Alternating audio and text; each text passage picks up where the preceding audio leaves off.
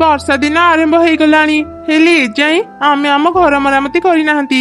ଯାଅ ଆଜି ହିଁ ଜଙ୍ଗଲ ଭିତରୁ ଭଲ କାଠ ଆଣି ଘର ମରାମତି କର। ଆଚ୍ଛା ଆଚ୍ଛା ଠିକ ଅଛି, ମୁଁ ଏବେ ହିଁ ଜଙ୍ଗଲ ଭିତରକୁ ଯିବି। ତୁ ମୋ କୁରାଢ଼ୀ ଆଣିଦେ। କାଉର ସ୍ତ୍ରୀ ଘର ଭିତରୁ କୁରାଢି ନେଇ ଆସିଲା। କାଉ ସେ କୁରାଢି ନେଇ ଜଙ୍ଗଲ ଭିତରକୁ ଗଲା। ସେ ଚାରିଆଡେ ବୁଲି ବୁଲି ଭଲ କାଠ ଖୋଜୁଥିଲା। ହଠାତ୍ ତାର ନଜର ଏକ ପତ୍ର ନଥିବା ଗଛ ଉପରେ ପଡିଲା। ସେ ସେଇ ଗଛ ପାଖକୁ ଗଲା। ଆରେ ଏଇ ଗଛଟାରେ ତ ଗୋଟେ ବି ପତ୍ର ନାହିଁ, ତା ମାନେ ଏଇ ଗଛଟି ଶୁଖିଲା ଗଛ। ମୁଁ ୟାକୁ ହିଁ କାଟି ତାର କାଠ ଘରକୁ ନେଇଯାଏ। କାଉ ଏମିତି କହି ଯେମିତି ଗଛ କାଟିବାକୁ ଚେଷ୍ଟା କଲା, ହଠାତ୍ ସେ ଶୁଖିଲା ଗଛଟି କଥା କହିଲା। ନା ନା, ମତେ କାଟନି, ମୁଁ ଶୁଖିଲା ଗଛ ନୁହଁ, ମୁଁ ପତ୍ର ନଥିବା ଗୋଟେ ଗଛ। ମୋର ଜୀବନ ଅଛି, ଦୟାକରି ମତେ କାଟନି। ତୋର ପତ୍ର ଥାଉ କି ନଥାଉ, ମୁଁ ତତେ ଆଜି କାଟିବି, କାହିଁକି ନା ମୋର କାଠ ଦରକାର। ନା ନା, ଟିକେ ରୁହ, ମତେ କାଟନି। ତୁମକୁ ଯାହା ଦରକାର ମୁଁ ସବୁ ଦେବି।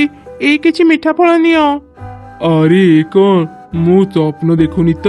ତୁ ଏତେ ଗୁଡ଼ିଏ ଫଳ କେମିତି ବାହାର କଲୁ? ମୁଁ ସାଧାରଣ ଗଛ ନୁହଁ, ମୁଁ ଗୋଟେ ଯାଦୁର ଗଛ। ତୁମେ ଯାହା ଚାହିଁବ ମୁଁ ତମକୁ ସବୁ ଦେବି, ହେଲେ ମତେ ଛାଡ଼ି ଦିଅ, ମତେ ଆଉ କାଟନି। ଠିକ ଅଛି, ମୁଁ ତତେ କାଟିବିନି, ହେଲେ ମୁଁ ଯାହା ଚାହିଁବି ତୁ ମତେ ସବୁ ଦେବୁ। ଏମିତି କହି କାଉ ସେ ମିଠା ଫଳର ଝୁଡ଼ି ଧରି ଘରକୁ ଫେରିଲା। ଏଇ କଣ, ତୁମେ କାଠ ନ ଆଣି ଫଳ ଧରି ଘରକୁ ଆସିଲ ଯେ? କାଉ ତା ସ୍ତ୍ରୀକୁ ସବୁ ଘଟଣା କହିଲା।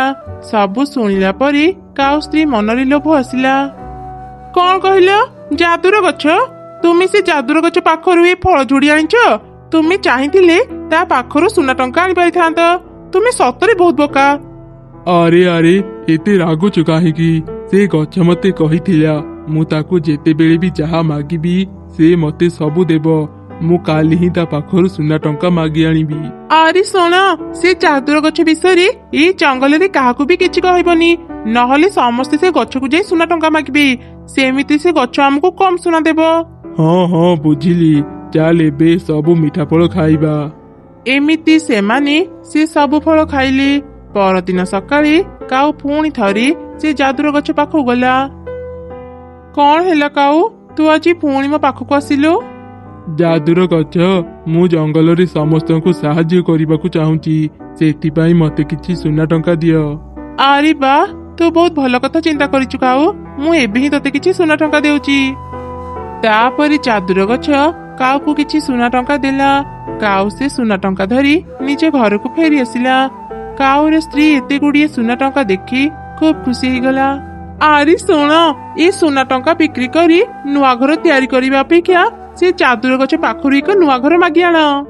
ଆରେ ବା, ମୋ ଅପେକ୍ଷା ମୋ ସ୍ତ୍ରୀର ବେଶୀ ବୁଦ୍ଧି। ମୁଁ ଏବେ ସେ ଗଛ ପାଖକୁ ଯିବି ଆଉ ତାକୁ ଏକ ଘର ମାଗିବି। ଯାଦୁର ଗଛ, ମୁଁ ବଡ଼ ବିପଦରେ ପଡ଼ିଯାଇଛି। ମୁଁ ରହୁଥିବା ଘର ଭାଙ୍ଗି ଯାଇଛି। ମୋ ପାଖରେ ଥିବା ସବୁ ସୁନା ଟଙ୍କା ମୁଁ ସମସ୍ତଙ୍କୁ ବାଣ୍ଟି ଦେଇଛି। ଏବେ ମୋର କଣ ହେବ? ମୁଁ କୋଉଠି ରହିବି? କାଉ, ଏଇ କାଠ ଘର ମୁଁ ତତେ ଦେଲି, ଏଇ ଘରକୁ ନେଇ ତୁ ଏବେ ଆରାମରେ ରହିପାରିବୁ। ତାପରେ କାଉ ସେ କାଠ ଘରକୁ ଧରି ଆସିଲା ଆଉ ତାର ସ୍ତ୍ରୀକୁ ଦେଖେଇଲା। ଆରେ ଦେଖ ଦେଖ, ମୁଁ ସେ ଯାଦୁର ଗଛ ପାଖରୁ କେତେ ବଡ଼ ଆଉ ମଜବୁତ ଘର ନେଇ ଆସିଲି।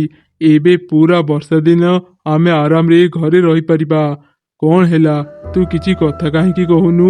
ଏମିତି ମନ ଦୁଃଖରେ କାହିଁକି ଅଛୁ? ଏଇ ସାଧାରଣ କାଠ ଘରକୁ ଆଣି ତମେ ଭାବୁଛ ମୁଁ ଖୁସି ହେବି? ଯଦି ଆଣିବାର ଥିଲା ଏକ ସୁନା ଘର ଆଣିଥାନ୍ତ। ମୁଁ କିଛି ଜାଣିନି, ଏବେ ହିଁ ସେ ଗଛ ପାଖରୁ ଏକ ସୁନା ଘର ଆଣ, ନହେଲେ ଆଜି ମୁଁ କିଛି ବି ଖାଇବିନି କି ତମ ସହ କଥା ବି ହେବିନି।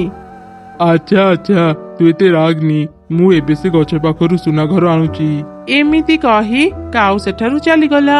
ସେ ଯିବା ପରେ ପରେ ଏକ ଚଢ଼େଇ ଆଉ ମିଟୁ କାଉ ସ୍ତ୍ରୀ ପାଖକୁ ଆସିଲେ।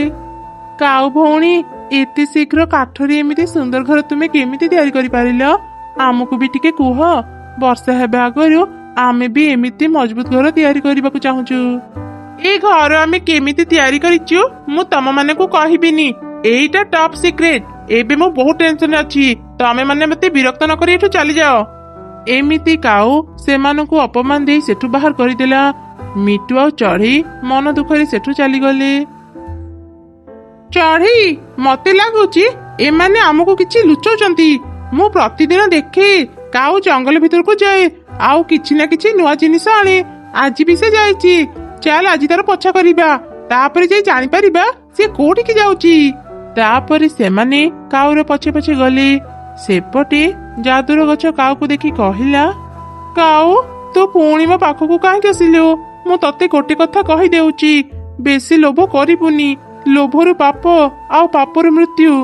ଯାଦୁର ଗଛ, ତୁ ଯୋଉ କାଠ ଘର ମତେ ଦେଇଥିଲୁ, ମୋ ସ୍ତ୍ରୀକୁ ସେ ଘର ଭଲ ଲାଗିଲାନି। ତୁ ସେ ଘରକୁ ସୁନା ଘର କରିଦେ, ନହେଲେ ମୁଁ ତତେ କାଟିଦେବି। ଯାଦୁର ଗଛ ସବୁ କିଛି ଜାଣିପାରିଲା। ସେ ଲୋଭୀ କାଉକୁ କହିଲା, ଆଚ୍ଛା କାଉ, କେବଳ ଘର ସୁନା ଦରକାର ନା ଘର ଭିତରେ ଥିବା ଜିନିଷ ବି ସୁନା ଦରକାର? ହଁ ହଁ, ମୋର ଘର ଭିତରେ ଥିବା ସବୁ ଜିନିଷ ବି ସୁନା କରିଦେ। ଠିକ ଅଛି, ମୁଁ ତ ଘର ଭିତରେ ଥିବା ସବୁ ଜିନିଷକୁ ସୁନା କରିଦେଇଛି। ତୁ ଏବେ ଘରକୁ ଫେରିଯା। କାଉ ଆଉ କିଛି ନ କହି ଘରକୁ ଚାଲିଗଲା। ଏସବୁ ଘଟଣା ଦୂରରୁ ମିଟୁ ଆଉ ଚଢ଼େଇ ବି ଦେଖୁଥିଲେ। ସେମାନେ ତୁରନ୍ତ ଗଛ ପାଖକୁ ଗଲେ। ଗଛ, ଆମେ ଜାଣୁ ତୁମେ ଏକ ଯାଦୁର ଗଛ। ଆମେ କାଉ ଭଳି ଏତେ ଲୋଭୀ ନୁହଁ। ଆମ ଦୁଇ ଜଣଙ୍କ ପାଖରେ ଘର ନାହିଁ। ଆମକୁ ବି ଏକ ମଜବୁତ କାଠର ଘର ଦିଅ, ଯେମିତି ପୁରା ବର୍ଷା ଦିନ ଆମେ ସେ ଘରେ ରହିପାରିବୁ। ଆଉ ହଁ, ଆମେ ପ୍ରତିଦିନ ତୁମର ଦେଖାଶୁଣା କରିବୁ, ଯେମିତି ଆଉ କେହି ବି ତୁମକୁ କାଟି ପାରିବେନି। ତମ ଦୁଇ ଜଣଙ୍କୁ ଦେଖି ମୁଁ ଜାଣିପାରିଲି ତମେ ମାନେ ବହୁତ ଭଲ। ମୁଁ ତମ ମାନଙ୍କ ଇଚ୍ଛା ନିଶ୍ଚୟ ପୁରା କରିବି। ଏଇ ନିଅ ଘର। ଏମିତି ସେ ଯାଦୁର ଗଛ ମିଟୁ ଆଉ ଚଢ଼େଇକୁ ବି ଦୁଇଟି କାଠ ଘର ଦେଲା। ସେପଟେ କାଉ ତା ସୁନା ଘର ଭିତରେ ପଶି ଦେଖିଲା ତା ସ୍ତ୍ରୀ ଏକ ସୁନାର ମୂର୍ତ୍ତି ପାଲଟି ଯାଇଛି। ଆରେ ଏ କଣ? ତୁ ମୂର୍ତ୍ତି କେମିତି ପାଲଟି ଗଲୁ? ମତେ ରକ୍ଷା କର, ମୁଁ ଏମିତି ସୁନାର ମୂର୍ତ୍ତି ହେଇ ରହିବାକୁ ଚାହୁଁନି। ମୁଁ କେବଳ କଥା କହିପାରୁଛି, ହେଲେ ଟିକେ ବି ହଲି ପାରୁନି। ମୋର ଆଉ ସୁନା ଦରକାର ନାହିଁ। ଦୟାକରି ମତେ ବଞ୍ଚାଅ, ମୁଁ ମରିବାକୁ ଚାହୁଁନି। ତୁ ଭୟ କରନି, ମୁଁ ଏବେ ସେ ଯାଦୁର ଗଛ ପାଖକୁ ଯାଉଛି। ଯାଦୁର ଗଛ, ମୁଁ ମୋ ଭୁଲ ବୁଝିପାରିଲି। ମୁଁ ଆଉ ତମକୁ କିଛି ବି ମାଗିବିନି। ମୋ ସ୍ତ୍ରୀକୁ ଆଗ ଭଳି କରିଦିଅ। ଦୟାକର ଯାଦୁର ଗଛ, ଦୟାକର। କାଉର ଏପରି ପରିବର୍ତ୍ତନ ଦେଖି ଯାଦୁର ଗଛ ତା ସ୍ତ୍ରୀକୁ ତାର ପୂର୍ବ ରୂପ ଫେରିଦେଲା। ସେ ଯାହାବି କାଉ ମାନଙ୍କୁ ଦେଇଥିଲା ସବୁ ନେଇଗଲା। ସେଦିନ ପରଠାରୁ ଦୁଇ କାଉ ଆଉ ଲୋଭ କଲେ ନାହିଁ। ସେମାନେ ତାଙ୍କର ସେଇ ଭଙ୍ଗା ଘରେ ରହିଲେ।